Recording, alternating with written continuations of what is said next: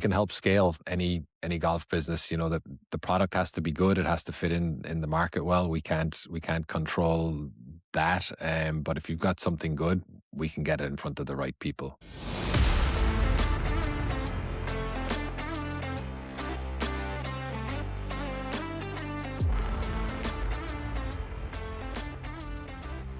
Ladies and gentlemen, welcome to another episode of the Whole Story Podcast. Robbie here, not Jonathan. Jonathan is out playing some golf with a fellow BestBall Golf Club member, Joe. They're probably on like hole number 5 or 6 right now at Chichessie down in the low country of South Carolina. I'm extremely jealous, but he did not get the opportunity that I had to hang out and chat with Andrew Kingston of Kingfisher Ads. Andrew is a new friend. We've actually never met in person. We've chatted a few times now on the phone and face-to-face through a platform like this. But yeah, Andrew is the co-founder of Kingfisher Ads. They help golf businesses grow. They do that through Google and Meta ads. They are experts, and you'll hear that comment a lot, at what they do about providing businesses, courses, different companies in the golf industry, ways to get out and get in front of more people and get the message out. So incredible conversation with Andrew. He's just an incredibly nice guy. Like, it's just fun to chat with him. We talked about some Irish golf. That's originally where he's from, over in Bandon, which you'll hear a connection there with the Bandon that many of you guys know. But no, just a great conversation to learn more about him and what he's doing and how he can help businesses grow in this space. So fun conversation. Y'all will enjoy it. Many thanks, as always, to our friends at Summit Golf Brands, B. Draddy, Zero Restriction, Fairway and Green. Again, I wear this TKO hoodie from Zero Restriction a lot because it is one of my favorite things to wear. It's very comfortable. It's good when it's cold. It's good when it's cool. It's good when it's just even warm because it's not too hot when it doesn't need to be. So check out any of their websites, the BJA Zero Restriction, Fairway and Green. And if you use BestBall20, you will get 20% off your order. So get you a TKO hoodie for 20% off. That's not a bad deal. So yeah, thanks again to Andrew. Again, we started chatting online, probably on LinkedIn, learned more about what he was doing, said, hey, we need to get you on the podcast. He saw what we were doing through the BestBall Golf Club. He joined up there. So it's cool. He's a part of that. And at some point we'll get to play, but we have this fellowship and connection, and he with the other members through this online community that we have. We do a good chat in the Slack channel. So people are getting to know each other, and we're building a community of golfers who like golf for the people and the relationships. So that's what it's all about. If you're interested in that, check out bestball.com. There's links to learn more about it. Also links in the show notes of this episode, as well as links for Kingfisher Ads in the show notes. So check them out as well. But without any further ado, here is Andrew Kingston with Kingfisher Ads. Y'all enjoy. All right. Well, today's guest, Mr. Andrew Kingston. Andrew, how are you doing today? Doing great. Yeah. Delighted to be on here with you. Yeah, man, I appreciate you joining me. It's funny, we talk about all the time, like how different relationships happen and how people get connected. And I don't know where, I can't, if it was LinkedIn maybe at first or what, but you ended up joining our BestBall Golf Club and started getting to know you a little bit more through there, which is, again, it's all about connecting people. And so been able to strike up a friendship with you and, learn more about what you do. And like, man, you do something really interesting in the golf space. And we're going to talk about that for sure. But I guess let's start like we do with every episode. I want to hear your story of golf, man. How did you get into the game? For those not listening, he's actually, and he did this the other day when we were chatting, he's wearing a Ryder Cup from Bethpage hoodie. And I think he's just rubbing it in a little bit. But anyway, so maybe. Andrew, like when did golf start for you? Like where's home? How did you first start playing this game? Yeah, so home is Cork, Ireland. To be more specific, Bandon in Cork. And I think that'll come up a little bit later on in our conversation. So I kind of don't really remember when I started. It was pretty young, but I do remember Then in our local club, we weren't allowed to actually start playing as a junior until we were 12. That has Really? definitely since changed. But I feel I remember my brother starting around that age, and he's 2 years older than me. So yeah, like I had to kind of wait till we like properly start playing in the club. Then definitely was out in the course before that though with my dad. Loved to caddy for him. So it's definitely my dad that got me into the game. Growing up, like a lot of others, we played a bunch of other sports, but golf was always something for just kind of knocking about in the I'll say garden. I think over here would be more like in the backyard and that. There was plenty of grass at my parents' home.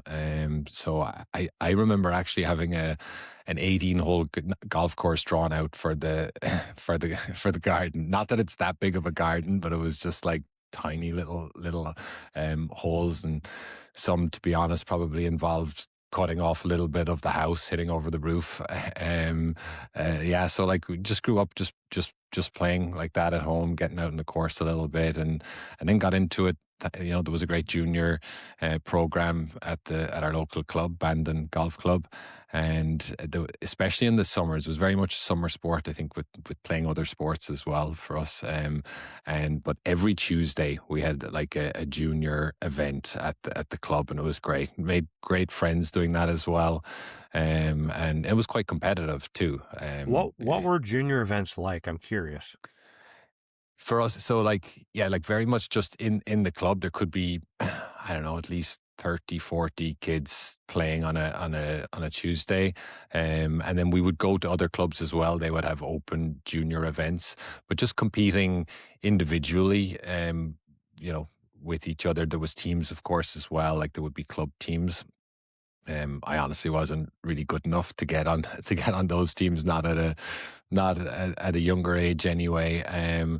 I remember I think I was asked to be on the team at one point when I was like almost not a junior anymore, but I think they were a little stuck. The better players weren't available, but it turned out that I had a commitment with another sport that I was playing, so I couldn't actually participate. But yeah, like it was fun to travel to other courses as well and just play those open events. And it was all about our handicap. Like everybody's just trying to get their handicap down. Start off, back then we'd start off at 28, and definitely. It could be interesting how many shots some people would have with their handicap of 28. But you come down pretty quickly. That was enjoyable. I got down to 12 as a junior, so that was fun. And like I said, my brother played. My sister also played. She was definitely the best in the family, so Of that course. was always fun to compete with her. That's awesome. Yeah. So you grew up there in a town called Bandon, you said, and I know, like you said, we'll talk about this a little bit more, but there is a relationship there with another Bandon Mm. here in the U.S. Tell us about that. Yeah, so Bandon Dunes got its name, or the town of Bandon in Oregon got its name from somebody that left Ireland and went over there, I think in the late 1800s, I want to say. Yeah, a guy called George Bennett, and founded the town over there. I'm not going to claim to know too much more than that, but that's where it's got its name. Yeah, so definitely somewhere I haven't been yet, but definitely a bucket list course for me to get out the You're Bandon from Dunes. the original Bandon, but York. not haven't been to the other one yet. So Yeah. we need to remedy that soon. So you grew up playing a little bit, and you got to do the junior golf stuff. When did you really start? I don't know. You got down to a 12 as a junior, which I think is incredible. Post school, did you start playing more? Did you start traveling at all? Like, how'd you continue on in the game? Yeah, my continuation was mainly in caddying. Okay. Very fortunate to grow up near Old Head, which many people may know. Old Head's located near to Kinsale, so not right at a young age, but and actually Old Head only opened. I'll be giving away my age here now, but only opened in '97, and I started caddying there in 2000 so I was 17, then just finishing up school. Perfect summer job. My brother had just started there the same year as well, caddying, and we knew a few others that caddied there. And there was a lot of caddies. I mean, back then it was kind of tough because they were making sure they had enough caddies. But Hmm. if you stuck around, a lot of people didn't stick with it. You got looked after, and especially on the busier days or busier times of the summer, there was a lot of work. So that was a lot of fun, and learned a lot about the game, and really enjoyed just meeting such a variety of people that way. And that led to also coming over to the States to caddy for a few summers. But besides that, with playing, I would say probably with going to college and, like I said, playing some other sports, I didn't really prioritize golf, you know, hugely. I think it was a little seasonal as well. I mean, the weather in Ireland can be not the best at the best of times. So it was probably more of a summer sport for me, but always continued, remained a member of our local club. And, one thing I think maybe it's done a little differently in Ireland than what my experience in the States is. There's always competitions or tournaments in the clubs, like, every Thursday during the summer, every Saturday, every Sunday, there's something going on. So, and again, that's the great thing about the handicap system in golf. No matter what handicap you are, you can be, reasonably competitive or have your day in any of those events. So yeah, always enjoyed that, and regularly just getting out playing. I feel like playing 9 holes with my dad was always like a big thing. We didn't have to plan it. We lived about 5 minutes from the course, and if I was around and he's around, just like, you want to go play 9 holes? Yeah, sure. And in the middle of the summer, sometimes that might be 8 p.m. We could get out at 8 o'clock and get 9 holes in. So you could have a busy day and you still get out and get 9 holes in. What a great day. Yeah. Did you understand or appreciate what the opportunity to caddy at Old Head? Did you really grasp like how cool that was at the time? I think the first time I drove in there, it probably hit me that, like, sort of how exclusive it is in a way, but also just not like another golf course that I had experienced. And I mean, that's just driving in before you even get out on the course. You just kind of see it in the eyes of somebody that's coming there for the first time. Old Head in itself, like as a course, it's relatively new, built in '97 or opened in '97. At the time, it was controversial actually because that piece of land has a lighthouse out at the very end, and a lot of locals used to get to walk out there before. But of course, it being a private club, they needed to close that off. And I feel like I knew of Old Head as a piece of land with a long time, a beautiful area of the country. But to see it as a golf course, I'm definitely biased on that side. I absolutely love it there. So happy that they turned that property into a golf course. And yeah, I didn't fully appreciate it. I think even now, of course, you look back and like the reputation that Old Head has, and they just continuously put more and more work into it. Anytime I'm out there, there's changes on some holes, or they've added to the clubhouse, and it's just a fantastic place. How often did you get to play it after caddying? Did you go loop in the morning and then maybe tee it up late in the day? Not like we were allowed to play. I can't remember, were there certain rules or certain days. I feel like sometimes back then they maybe stopped letting us play. Maybe they felt caddies were having it too good. I think they were very long days caddying often, so it wasn't that regular that we would caddy in the morning, get out in the afternoon. But played it a bunch of times for sure, and I played it since caddying there as well. So I don't know. I've definitely lost count on how many times I've played there. Depends Yeah. on the weather too. As a caddy, you're out. Like it, we would pick and choose. We're not going to go out there in the gusting wind and play. We're gonna pick the best days. Yeah, sometimes when you're caddying, you have to be out there in the elements, but Hmm. when you're playing yourself, you can, yeah, pick and choose. So, Exactly. well, you have definitely made our audience very jealous in the fact that you said, hey, you've gotten to play it a number of times. Me being one, that's high on the bucket list. Hopefully, the next time I make it over to Ireland, which would be the second time. I've only been there once, but hopefully that, along with so many others. what are some other courses, and we'll get off the Ireland talk in a minute, but what are some other courses that maybe don't get the recognition they deserve in Ireland that somebody were to go and I love the thought of, hey, I want to go play the off the beaten path, the hidden gem kind of Mhm. places. Like where should somebody go? Yeah, I I know that from listening to a number of your podcasts, there's often a question there of what's the course that, That yeah, no people one don't knows know about. of. We'll still Yeah. ask about. I'm still going Yeah, to you ask can that still ask later. that later. Um, You can save but that one if you want. yeah, I have a few. I had a few in mind for that anyway, but just asking that about Ireland, I mean, specifically, Southwest is the area that I know best, and people listening will know many of those other top courses down there, like Ballybunion, Waterville, Lahinch. Um, I think outside of that, like even actually working with some tour operators that bring inbound tours to Ireland. If you look at any Southwest tour, there's only so many courses that you can fit in. It's normally like a week long, so there's some that naturally get left out. But I feel like if you're down in that area, um, Dingle is somewhere where you want to visit, not just Okay. for the golf, but Dingle. I tell anybody that's going to Ireland, like Dingle is one of the best towns that you want to go and visit, and there's a great golf course down there. The actual name of it is Ceann Sibéal, which is the Irish for that, I guess, for that piece of land out there, but like it's now more known or regularly known as Dingle, just Dingle Golf Club.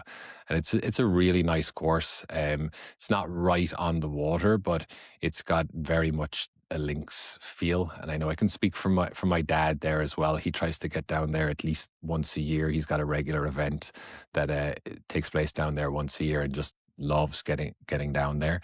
And yeah, and it's probably in some ways not quite as difficult as some of those other courses, because that's the thing about these beautiful courses. They can really beat you up as well with the dunes, a lot of Yeah. long grass, a lot of wind. Yeah, so that's one. I know maybe you wanted me to mention a few more. I think people might be more familiar with Dukes. That often makes it Mhm. into a Southwest tour, but it's still not quite up there with, the other better known courses. I could talk some Parkland courses too, Yeah. but I think a lot of people that want to go to Ireland want to play links. So yeah, that's what comes to mind. Yeah, I'll go play anywhere. So, yes, my only, and you and I've talked about this. My only trip, my friend Brandon Mhm. had joined because he visited and played at Carn and got to meet Jerry and Fiona and the staff there, and just fell in love with that place. Joined as an overseas member, and so Jonathan and I made a quick 2-day trip there and got to play Carn. So drove from Dublin across the country Yeah. and then back. But it was amazing. But it makes me want to go back more and explore more of that great country and the golf there. So, well, you have taken a passion for golf and have created a business that helps the golf community, right? So, Kingfisher Ads. I love your website. We help golf businesses break sales records. So, talk to us about what Kingfisher Ads is and what you guys do. Yeah, we help golf businesses grow using Google and Meta ads mainly. That's a background that I have. I mean, a background in web development as well. Going back a while, worked with a few startups as well, but helped a lot of businesses grow using search engine optimization as well as Google ads and Meta ads, and then focused more in on the ads, and got a great business partner, Tim Croft, working with me. He's grown some e-commerce businesses himself, and he's an expert in Google. I've worked with a lot of people, that do Google ads, and he's definitely the best I've come across. And we gel really well. Meta, or like Facebook ads, as people will know it better, is kind of my main area from the last probably like 7 years. But we've grown our business now. We're a team of 5, so still relatively small. But yeah, we've got a creative strategist who's actually a former college golfer and LPGA pro. We got a designer, and we've got another media buyer focused on the Meta side. But we work with a variety of golf businesses. We were already working with a number of golf businesses before. Like, it was about 2 years ago, we decided to go all in just on golf businesses. That's what we love doing. As I said, we're already working with some, so it just totally made sense to us. And anytime we have a conversation with a golf business, like they get it. They know we work with other golf businesses. So yeah, it makes sense for them to talk to us. It's it's mostly e-commerce businesses we're working with, but also we work with some software, a software business, a group of private golf courses, another kind of membership business where they have groups actually in multiple different countries, but mostly UK based. I mentioned a tour operator in Ireland. Yeah, so it's kind of, well, golf, some people think, wow, that's very niche. But golf is wide ranging as well. So Yeah. it's a lot of fun for us. We really enjoy working with all our clients. And yes, we're an ad agency, but sometimes that's not even, we feel like that doesn't describe it quite well enough. Thankfully, we managed to keep our clients for a long time and just build up great relationships. Really feel like we get to know our clients at a personal level. And I know I've heard you speak very positively about the PGA show, and it's just like, it's unbelievable to have an event like that within our industry where we can actually go and meet our clients in person as well, because that's the thing about doing this kind of business these days. We don't have to ever even meet in person to do the work that we do, but it makes such a difference to be able to meet people. So, we were down there in January and loved it. As I said, got to meet up with a bunch of our clients and obviously have great conversations with many other people as well. Yeah. Well, you mentioned golf being kind of a niche thing and people wondering like how are you going to run out of clients? And then yes, the PGA show. And this was my first time going and I was blown away. You talk about the golf business and that's who you help, but the different varieties even within that. So from courses to, like you said, operators, I went and hung out in the Golf Ireland section for a little bit Yeah. to see some friends. But, from the software and then the products and the different businesses that were selling to golf professionals and golf courses, like they're the little niche that everybody thinks of, it's huge, right? So is there one area you mentioned the e-commerce side, like how do you help an e-commerce brand tell their story, get in front of more people to guests, then in turn visit their site, buy their stuff, Mhm. correct? Yeah, like fortunately, us doing Google ads and meta ads works great in terms of it being complementary, because sometimes, and there might be some clients where we might only do one and not the other, but it really makes a big difference when we do both, because especially these days, meta is just so powerful in terms of, well, knowing what they know about everybody and being able to show the right ads at the right time. I mean, some people have some negative opinions about ads, but I mean, honestly, maybe I'm biased, but I enjoy a lot of the ads I see because it helps me to discover new products. Our meta has figured out very quickly that I've been searching for something. Like if I'm searching for a new driver, and suddenly then Meta is showing me ads for a new driver or for particular retailers that sell golf clubs, and yeah, we help our clients like end to end in terms of the strategy, the messaging, the creatives. We can take care of all of that. It depends from client to client.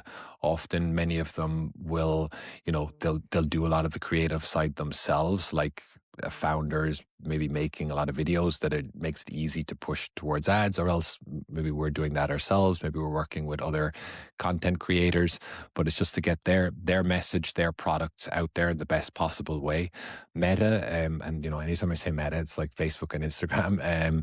Especially I think Instagram these days, people, love to scroll through Instagram, and especially if you're, a golf fan, you'll see a lot of great golf content there, and you want the ads to fit in. Like ads these days need to feel a little bit more native and feel a little less like an ad. And, that's what we're helping clients with as well. But it's a lot of testing. It's a lot of message testing, a lot of creative testing. As I said, maybe using different creators.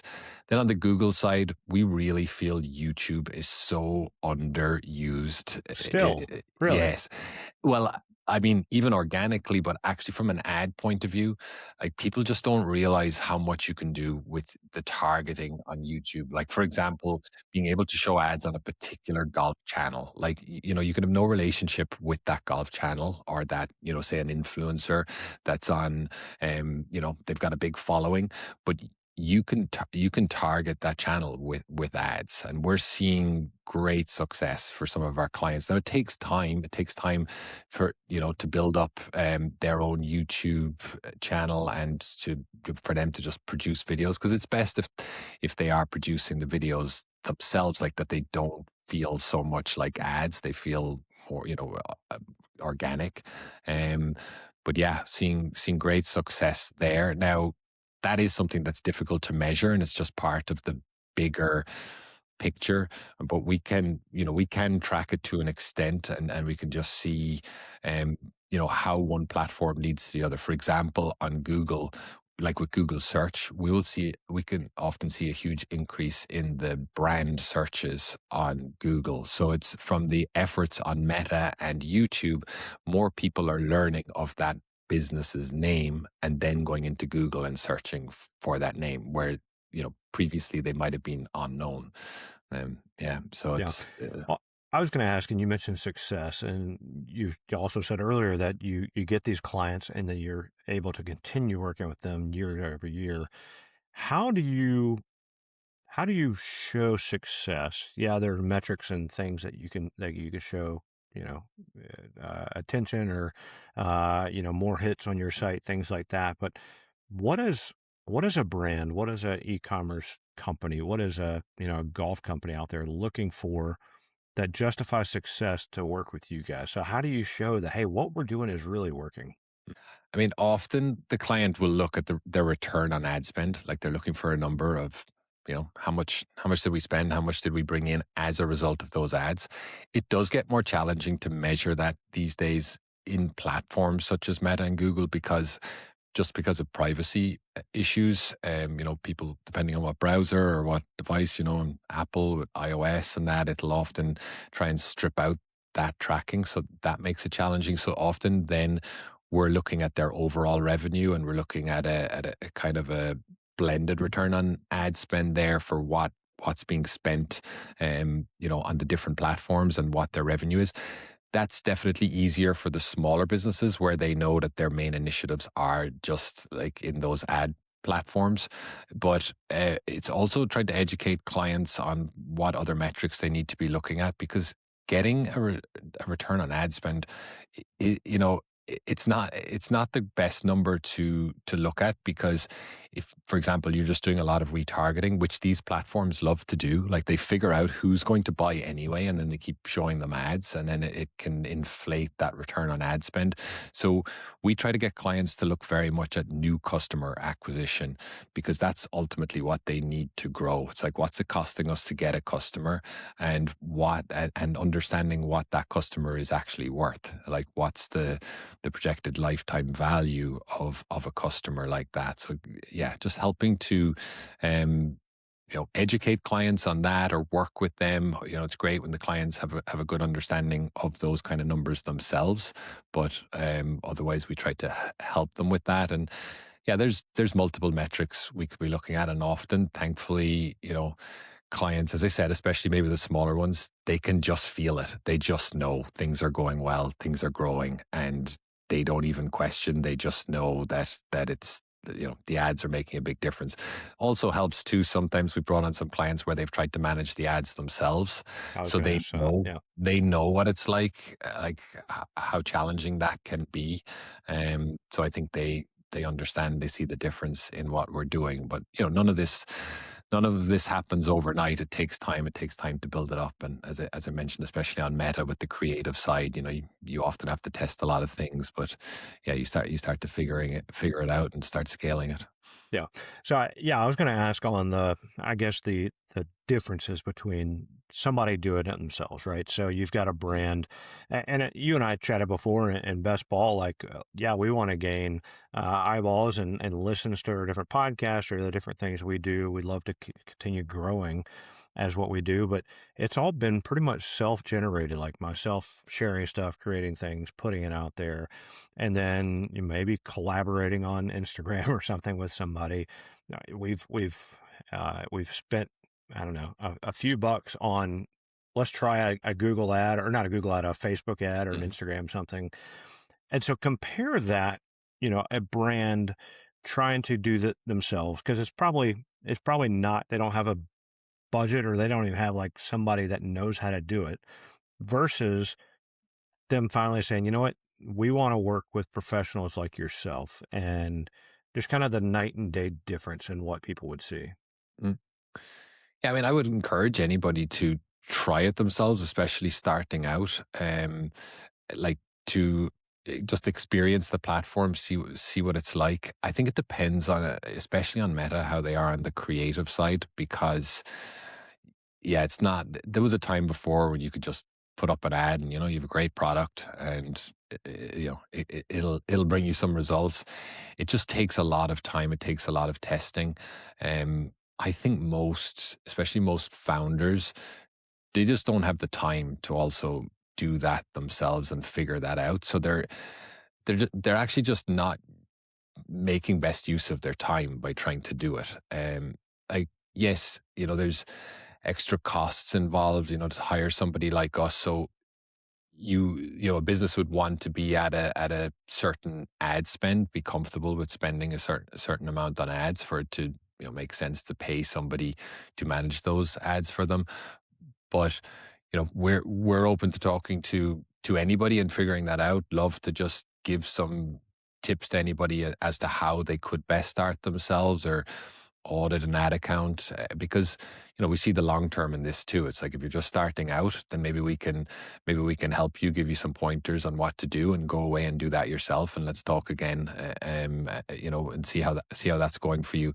But I think, yeah, there's just so many aspects. It's just these ad platforms are changing so much as well. I think both of them have changed a lot. Maybe Google more so recently. Like, so much is AI driven as well, and even just Google itself. Like, searches are going down on Google. You can't be so reliant on keywords anymore, because those keywords bring up an AI summary for a lot of searches. And shopping ads on Google is, if it's e-commerce, shopping ads are huge as well. But it's kind of complicated sometimes to get that feed working right, and to optimize your shopping ads. So great if anybody can try to do that themselves, but they're probably going to not manage to do it quite as efficiently as people that are As an in it expert. every day. Yeah. Yeah. Yeah. It's like, playing the golf thing, right? You can only do so much by yourself, but when you go to actually get a lesson from a Oh yeah. professional, there's quite a big difference if you take what they are teaching you how to do and apply that. So, how do you mentioned the changing? How do you keep up with the ever changing dynamics of what Google and what Meta are doing? Because you are an expert at this, so how do you even keep up with how best to do the Google or the Meta ad spend, things like that?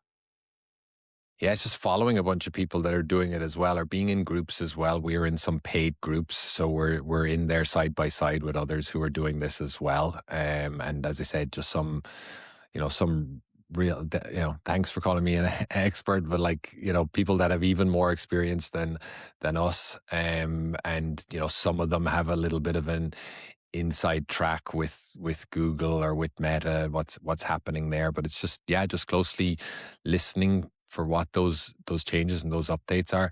However, though, I would give a caveat of, like, Meta in particular have a lot of features, newer features that just aren't good. So that's the other thing. You got to switch a lot of those options off when you're setting up ads. It can be very tempting. It's a lot of AI type stuff, but us and many others are yet to be convinced that these are doing good things for our ads. And sometimes we'll see, thankfully it doesn't happen too often, but you could get a screenshot from someone like a client, or often we might notice it ourselves, and we look and we think that ad doesn't look right. And we're like, why is that? And it's some new AI feature where Meta thinks that they're doing the right thing by making a change to your ad without you actually, wanting them to. So sometimes it's knowing what not to do as well. But yeah, we're just in constant, I guess, listening mode to Yeah. others and conversations with others that are doing this too. Yeah. Well, speaking of listening mode, I do have to ask this question for those out there wondering. You mentioned you might be looking for a new driver, and all of a sudden there's good ads that pop up everywhere. If I'm out on the golf course and I say out loud, man, I don't think my driver's working as well as it should. Is somebody out there on some device listening to me and then saying, "Ooh, Robbie should go buy a new driver right now," and all of a sudden those ads appear up on Google and stuff? Yeah, I definitely can't comment on that. I've heard I've heard countless stories of, Oh like, no. it sounds like too much of a coincidence, but I think what also can happen is people feel like that is the case, but both Google and Meta know by your actions online so well that, yeah, you might have said that on, out playing, but perhaps there's other times as well where you've stopped your scroll when you saw a particular ad, or you ended up watching a YouTube video about a new driver, or, like something else like that. You've responded to someone else's post about the new driver that they got. So it's just, it knows so much that it realistically knows some of your next decisions before you do. But I'm not going to say that that's not happening as well. Sure. Yeah, I wouldn't. Sure. Yeah, I wouldn't bet against it. Well, they definitely know I am consistently looking for how to fix the over the top swing and things like that, because I am seeing all kind of stuff. And yes, I have searched it and looking, why I do when I see a video that talks about that, I'm always slowing down. So yeah, they definitely have my number and know what I'm trying to figure out here in my Yeah. golf game.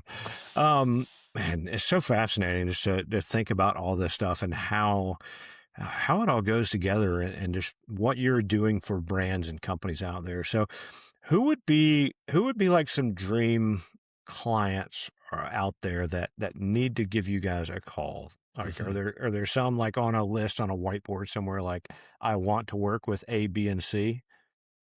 Um, that's a great question. I mean, I go to the PGA show and I see clients. Some of them will be like, oh, well, they're too big. We're not going to start working with Callaway, or something like that. But Why not? I know, maybe maybe You are maybe the someday. expert. Remember, Yeah, we already said yeah, that. I Yeah. know.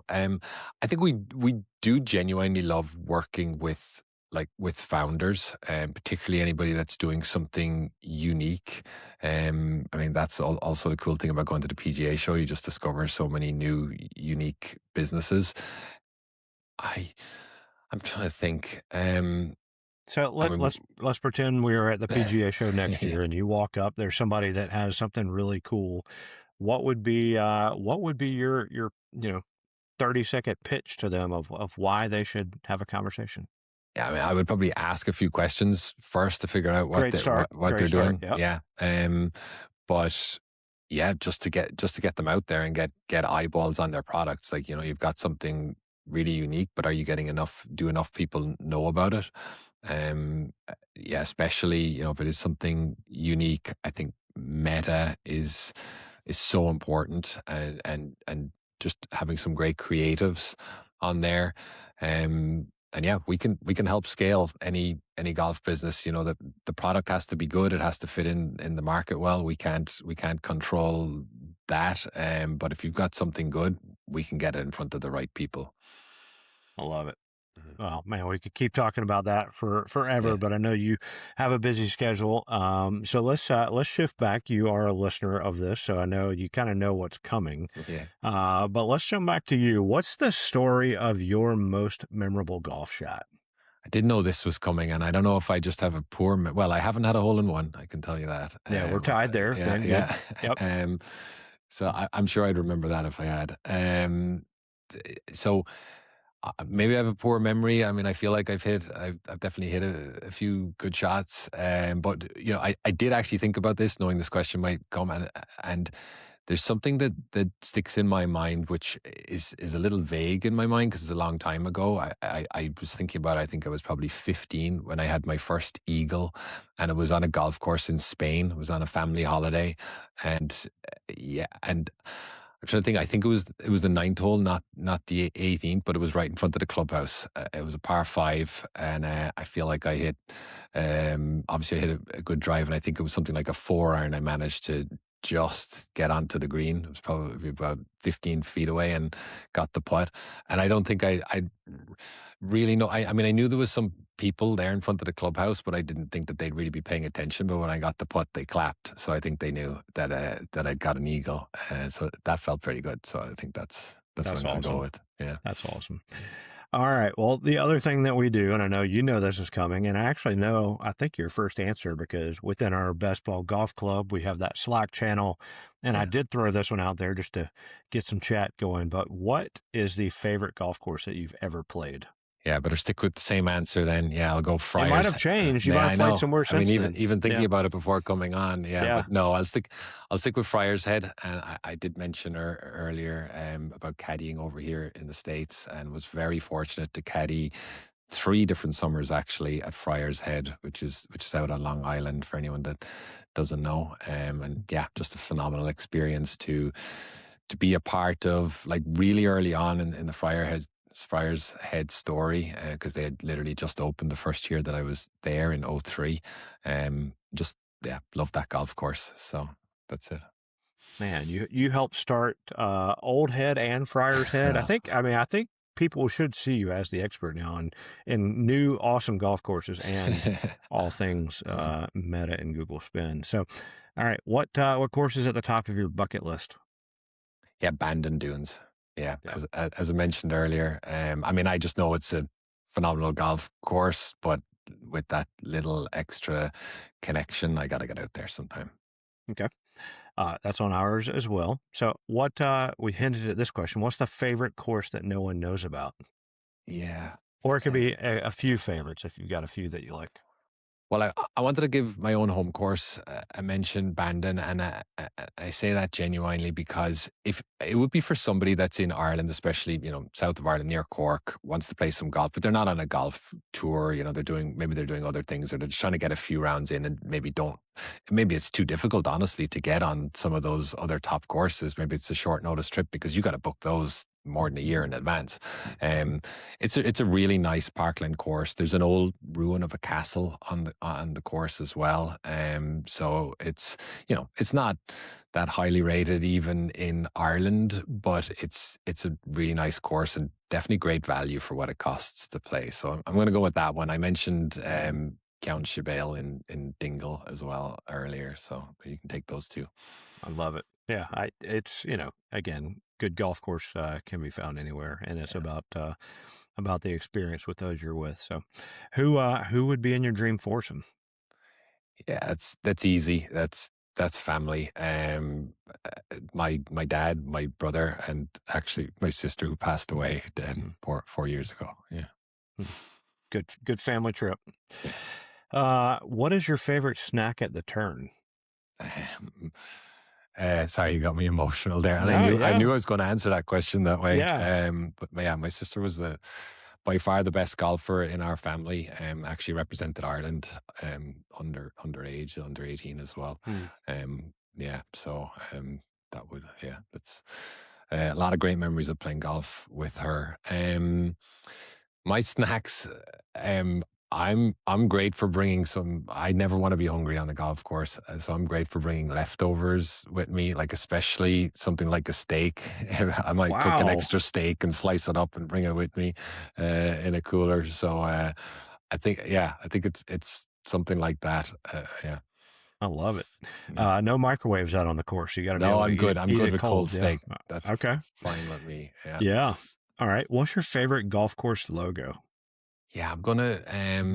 I thought about Friar's Head for this one. I do like that, but I'm going to go different. I'm going to go Bethpage Black or Beth. I guess it's Bethpage. I think I've been fortunate to play there a couple of times as well. Did the whole thing of sleep in the car the night before, which is quite an experience to get in line to play early the next morning. And yeah, I like that logo. I like the little caddy on the logo, and it's also because it's a logo that I've seen a lot because of buying some stuff there and having it on my golf bag for a long time. Sure. Do you have a favorite Irish golf logo?